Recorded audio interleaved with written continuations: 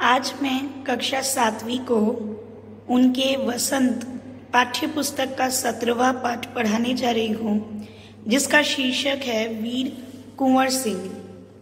बच्चों, आप लोगों ने सुभद्रा कुमारी चौहान की कविता झांसी की रानी छठी कक्षा में पढ़ी होगी। इस कविता में आपको याद होना चाहिए कि ठाकुर कुंवर सिंह का नाम भी यानी उनका जिक्र भी हुआ था। आपको अगर कविता की पंक्तियां याद ना आ रही हो तो एक बार फिर इन पंक्तियों को मैं पढ़ के सुनाती हूँ।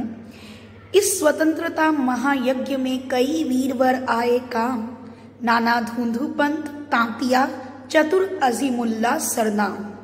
अहमद शाह मौलवी ठाकुर कुंवर सिंह सैनिक अभिराम, भारत के इतिहास गगन में अमर रहेंगे जिनके नाम। तो यहाँ पर ठाकुर कुंवर सिंह के नाम के साथ साथ कई अन्य स्वतंत्रता के वीर सेनानियों का नाम है, जिन्होंने 1857 में व्यापक सशस्त्र विद्रोह करके भारत में ब्रिटिश शासन या ब्रिटिश साम्राज्य की जड़ों को हिला दिया था। ठीक है, ब्रिटिश हुकूमत के उनके अत्याचारों से ये लोग असंतुष्ट होकर इन्होंने विद्रोह कर डाला था।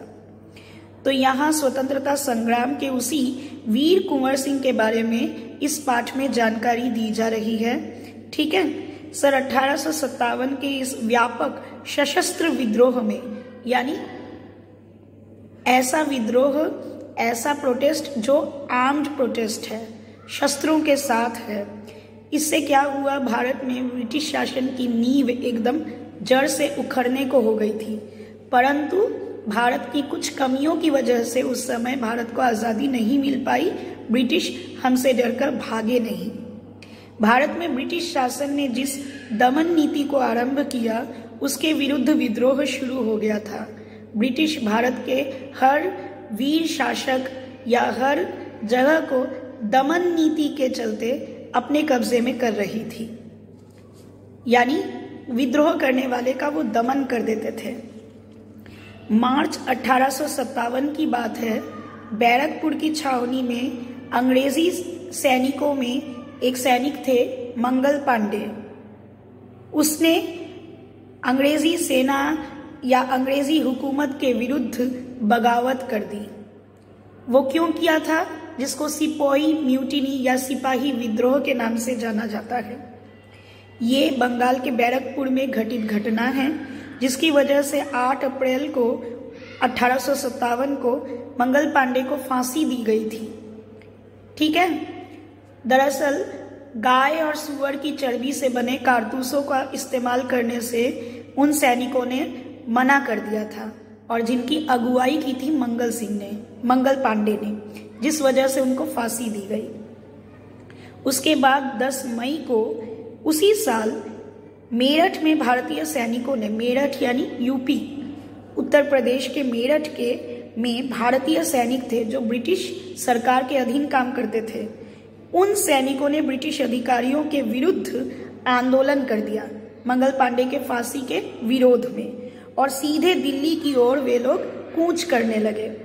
दिल्ली में तैनात जितने भी ब्रिटिश सैनिक थे, जिनमें सब भारतीय थे, वे लोग भी उनके साथ शामिल हो गए और सबने मिलकर 11 मई को दिल्ली पर कब्जा कर लिया था।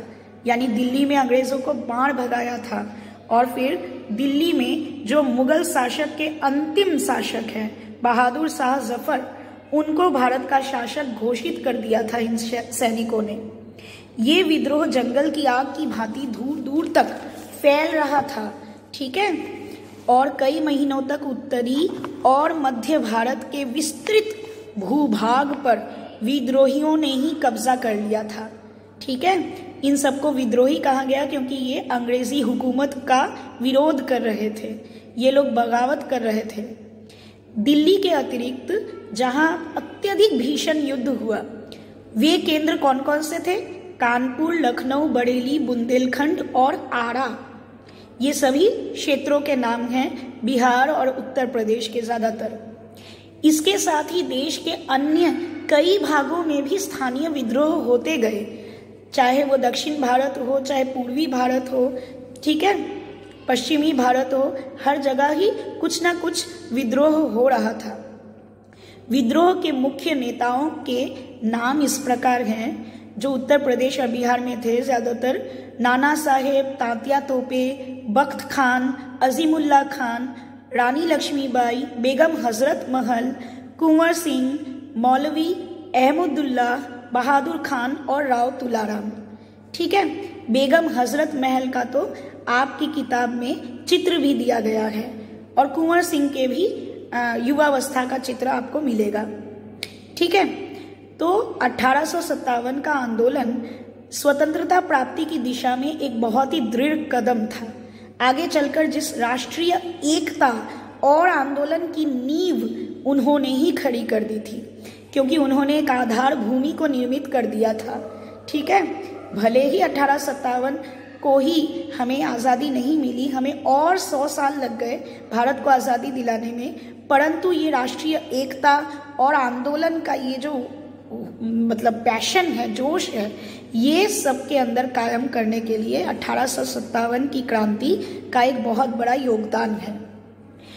तो भारत में सांप्रदायिक सद्भाव को बढ़ाने की दिशा में भी इस आंदोलन का विशेष महत्व है।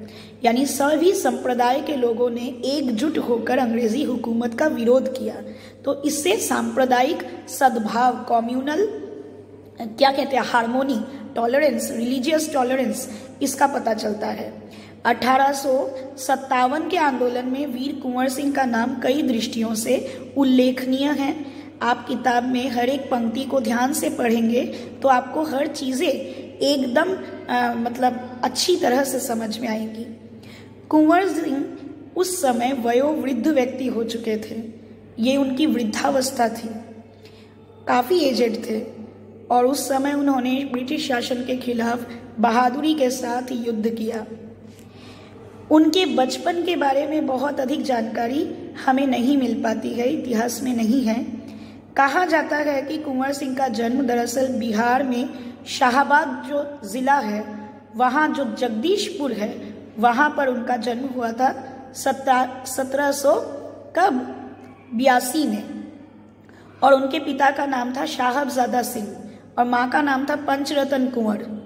उनके पिता साहबजादा सिंह दरअसल जगदीशपुर रियासत के ज़मींदार थे, परंतु उनको अपनी ज़मींदारी बड़ी मुश्किल से संघर्ष करने के बाद हासिल करनी पड़ी, क्योंकि पारिवारिक उलझनों में वह फंसे हुए थे।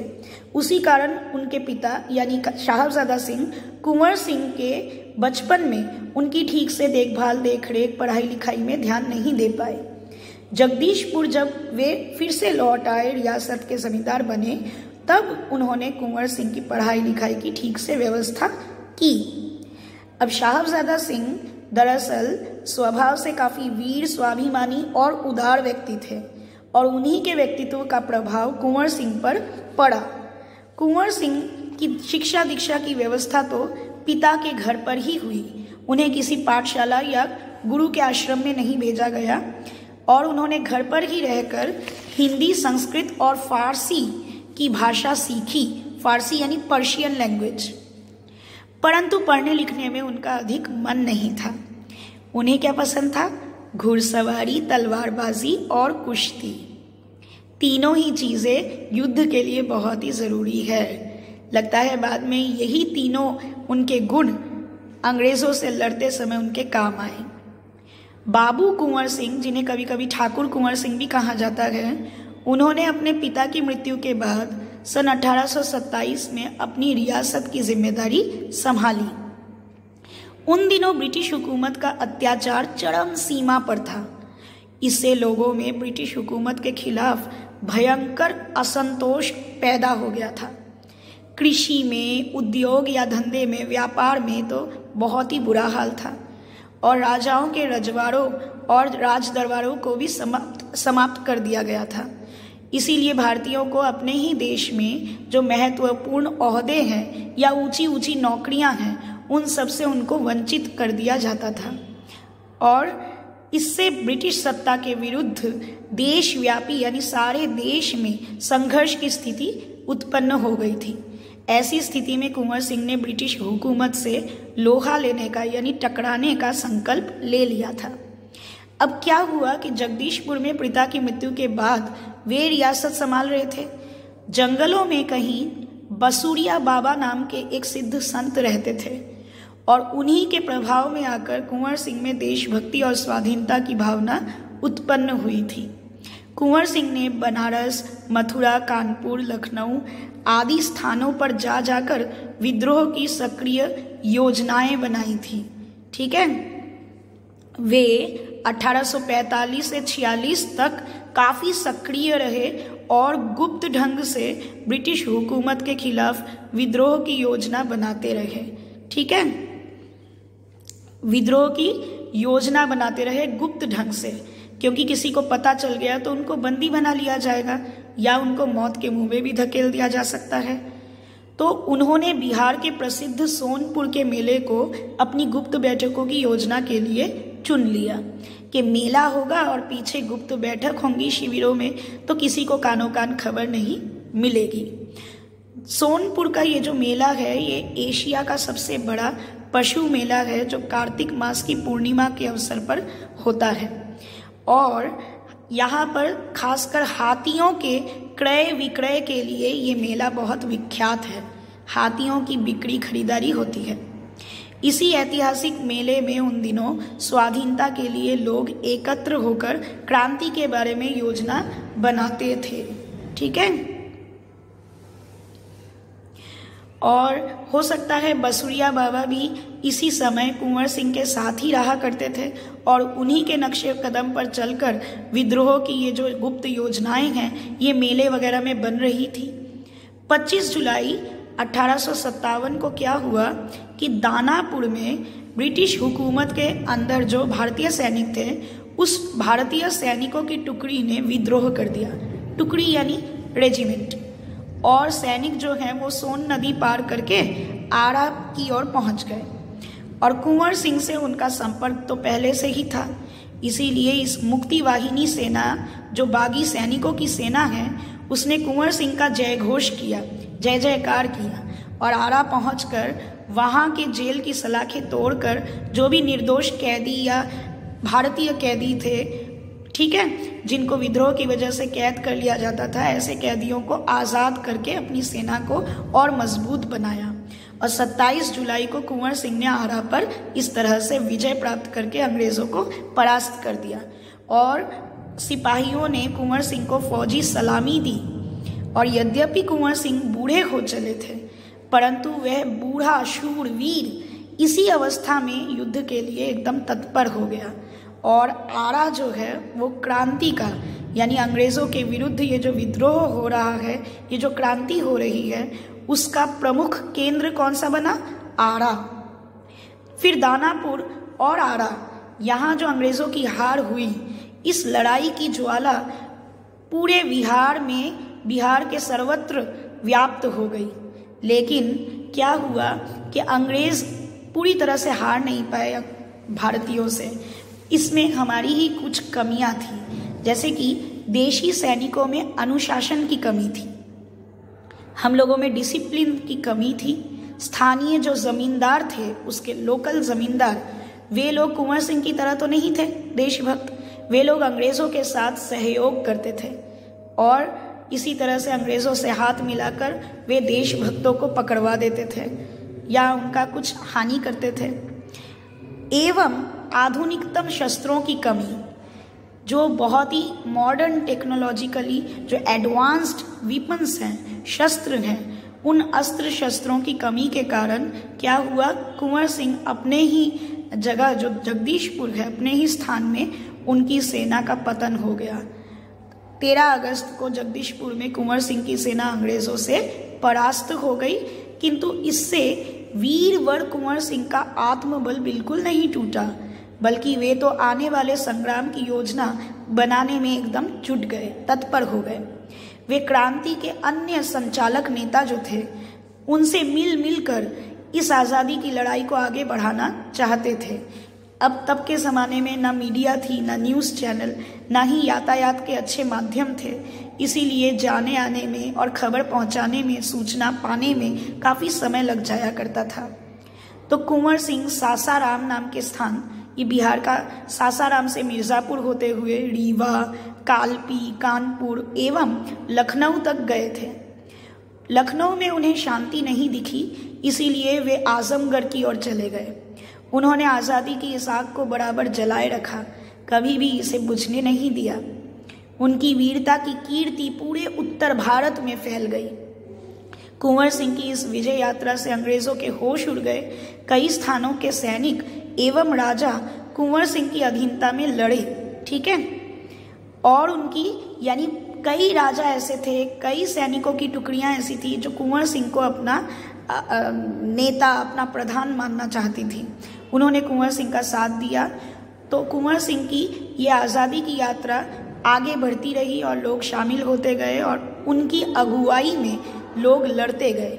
और इस प्रकार ग्वालियर, जबलपुर के सैनिक, उन सब के सहयोग से कुंवर सिंह ने सफल सैन्य रणनीति बना ली थी और उसका प्रदर्शन करते हुए वे लखनऊ पहुंच गए, जहां पर अशांति थी। अब उनको लखनऊ में शांति बरकरार रखनी थी। अब आजमगढ़ की ओर जाने का उनका उद्देश्य क्या था? वे लखनऊ ना जाकर आजमगढ़ क्यों गए थे? इलाहाबाद एवं बनारस पर आक्रमण करके, अंग्रेजी शत्रुओं को पराजित करके इलाहाबाद और बनारस पर कब्जा करना और अंततः जगदीशपुर में फिर से जाना, इलाहाबाद और बनारस के भी सैनिकों को साथ लेकर जगदीशपुर जाकर आक्रमण करना और सैनिकों के मदद से अंग्रेजों को वहां पर हराना। तो अंग्रेजों और कुंवर सिंह की सेना के बीच घमासान युद्ध हुआ जब जगदीशपुर में सेना पहुंची और उन्होंने 22 मार्च 1858 को आजमगढ़ पर कब्जा कर लिया, ठीक है। यानी आजमगढ़ पर कब्जा किया और फिर अंग्रेजों ने दोबारा आजमगढ़ पर आक्रमण किया। कुंवर सिंह ने एक बार फिर आजमगढ़ से अंग्रेजों को हराया और इस प्रकार अंग्रेजी सेना को परास्त करके 23 अप्रैल 1858 को स्वाधीनता की विजय पताका लहराते हुए जगदीशपुर पहुंच गए, जहां उनका जाने का सबसे बड़ा उद्देश्य था कि जगदीशपुर को जीतना। अब जगदीशपुर को वो जीत तो चुके थे, परंतु इस बूढ़े शेर को बहुत अधिक दिनों तक इस विजय का आनंद लेने का सौभाग्य नहीं मिल सका। सब लोगों ने विजय उत्सव मनाते हुए अंग्रेजों का जो झंडा है यूनियन जैक, उसे उतारकर अपना झंडा फहरा दिया और इसके ठीक 3 दिन बाद 26 अप्रैल को ही ये वीर संसार से विदा होकर अपनी अमर कहानी छोड़ गया, यानी कुंवर सिंह का देहांत हो गया, ठीक है। तो अब कुंवर सिंह की युद्ध कौशल या उनकी वीरता और युद्ध कला का कुछ वर्णन मैं कर रही हूँ। स्वाधीनता सेनानी वीर कुंवर सिंह उनकी युद्ध कला में पूरी तरह एकदम कुशल थे। छापामार युद्ध यानी रेड करना, इस युद्ध कला में तो उन्होंने महारत हासिल की थी, ठीक है। काफी कुशल थे वे। कुंवर सिंह के रण यानी युद्ध कौशल को अंग्रेजी सेना नायक, उस समय के सेना नायक थे डगलस, वे भी समझने में पूर्णतः असमर्थ थे। दुश्मन को उनके सामने से या तो भागना पड़ता था या कट मरना पड़ता था। 1857 के इस स्वतंत्रता संग्राम में बूढ़े कुंवर सिंह के तलवार की जिस धार से अंग्रेजी सेना को मौत के घाट उतारा गया, उसकी चमक आज भी भारतीय इतिहास के पृष्ठों पर अंकित है। तो कुंवर सिंह की बहादुरी के बारे में अनेक किस्से भी प्रचलित हैं। वो कितने सटीक हैं ये तो कहा नहीं जा सकता, परंतु उनमें से एक किस्सा मैं आपको सुनाती हूँ। कहा जाता है एक बार वीर कुंवर सिंह को अपनी सेना के साथ गंगा पार करनी थी। अंग्रेजी सेना निरंतर उनका पीछा कर रही थी, पर कुंवर सिंह भी कम चतुर नहीं थे। उन्होंने अफवाह फैला दी कि वे अपनी सेना को बलिया के पास, बलिया एक स्थान का नाम है बिहार में, बलिया के पास हाथियों पर चढ़ाकर पार करेंगे, ठीक है। तो अंग्रेजी सेना नायक यानी अंग्रेजी सेनापति डगलस बहुत बड़ी सेना लेकर बलिया पहुंच गया और गंगा के निकट कुंवर सिंह की प्रतीक्षा करने लगा। उधर कुंवर सिंह क्या हुआ कि उन्होंने तो बलिया से 7 मील दूर शिवराजपुर नामक स्थान पर अपनी सेना को नावों से गंगा पार करा ही दिया। जब डगलस को इस घटना की सूचना मिली तो वो भागते हुए शिवराजपुर पहुंचा, पर कुंवर सिंह की तो पूरी सेना गंगा पार कर चुकी थी। एक अंतिम नाव रह गई थी और कुंवर सिंह उसी पर सवार थे। अंग्रेज सेनापति डगलस को अच्छा मौका मिल गया। उसने गोलियां बरसानी आरंभ कर दी। तब कुंवर सिंह के बाएं हाथ की कलाई को भेदती हुई, यानी रिस्ट कलाई को एकदम भेदती हुई एक गोली एकदम निकल गई। तो कुंवर सिंह को लगा अब हाथ तो बेकार हो ही गया और गोली का जहर भी पूरे शरीर में फैल जाएगा। उसी क्षण उन्होंने गंगा मैया की ओर भावुक नेत्रों से देखा और अपने बाएं हाथ को काटकर गंगा मैया को समर्पित कर दिया। कुंवर सिंह ने अपने ओजस्वी स्वर में कहा, गंभीर स्वर में कहा, हे गंगा मैया, अपने प्यारे की ये अकिंचन भेंट स्वीकार करो। अकिंचन यानी तुच्छ भेंट। तो वीर कुंवर सिंह न केवल बहुत ही वीर युद्ध कला में कुशल थे, बल्कि वे तो सामाजिक कार्य भी करते थे। उन्होंने ब्रिटिश हुकूमत के साथ लोहा तो लिया ही, साथ ही अनेक सामाजिक कार्य किए आम जनता के लिए। आरा जिला में जो स्कूल के लिए उन्होंने एक जमीन दान में दी, जिस पर बाद में स्कूल के भवन का निर्माण किया गया। कहा जाता है कि उनकी आर्थिक स्थिति बहुत अच्छी नहीं थी, क्योंकि युद्ध वगैरह के लिए सेना को फंड करने के लिए काफ़ी पैसा उनको देना पड़ता था। ज़मींदारी भी अब, क्योंकि उस समय कृषि, उद्योग, व्यापार सब कुछ ठप्प हो गए थे अंग्रेज़ों के हुकूमत के कारण, इसीलिए उनके फिनेंशियल कंडीशन अच्छी नहीं थी। तो इस अवस्था में भी उन्होंने निर्धन व्यक्तियों की सहायता करने से पीछे नहीं हटे। उन्होंने अपने इलाके में अनेक सुविधाएं प्रदान की। उनमें से एक है आरा और जगदीशपुर सड़क और आरा बलिया सड़क का निर्माण, यानी आरा और जगदीशपुर के बीच में पक्की सड़क बनवाना, आरा और बलिया के बीच में सड़क बनवाना। ये सड़क निर्माण का काम कुंवर सिंह ने ही किया। और उस समय जल की पूर्ति के लिए लोग कुएं खुदवाया करते थे, पेड़ पौधे लगवाते थे सड़क के दोनों ओर।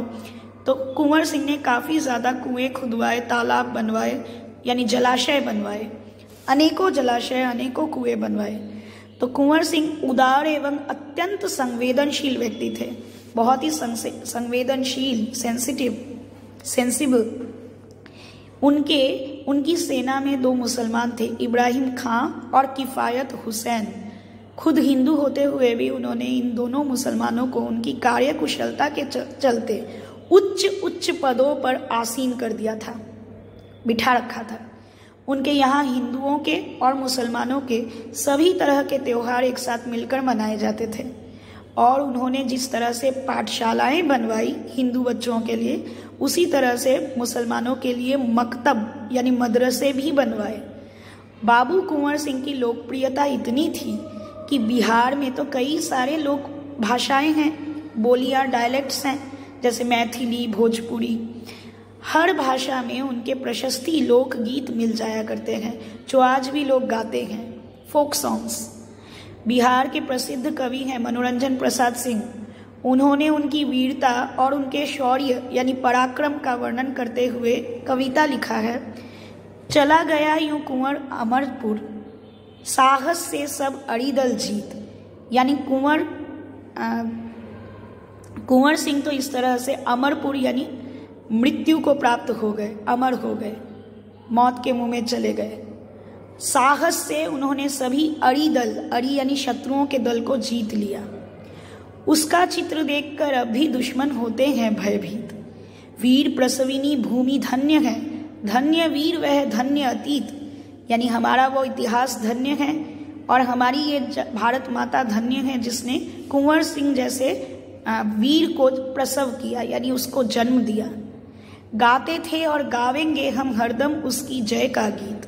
स्वतंत्रता का सैनिक था, आज़ादी का दीवाना था। सब कहते हैं कुंवर सिंह भी बड़ा वीर मर्दाना था। यानी सिर्फ मर्द होने से नहीं होता, मर्दों की तरह वीरता, पराक्रम, शक्ति की भी प्रदर्शन करना बहुत ही ज़रूरी है, देश के काम आना ज़रूरी है। तो चला गया यूं कुंवर अमरपुर, साहस से सब अड़ीदल जीत। ठीक है, सभी शत्रुओं को जीत कर वो तो अमर हो गया। उसका चित्र देखकर अब भी दुश्मन होते हैं भयभीत। वीर प्रसविनी भूमि धन्य है, धन्य वीर वह धन्य अतीत, गाते थे और गावेंगे हम हरदम उसकी जय का गीत। स्वतंत्रता का सैनिक था, आज़ादी का दीवाना था, सब कहते हैं कुंवर सिंह भी बड़ा वीर मर्दाना था।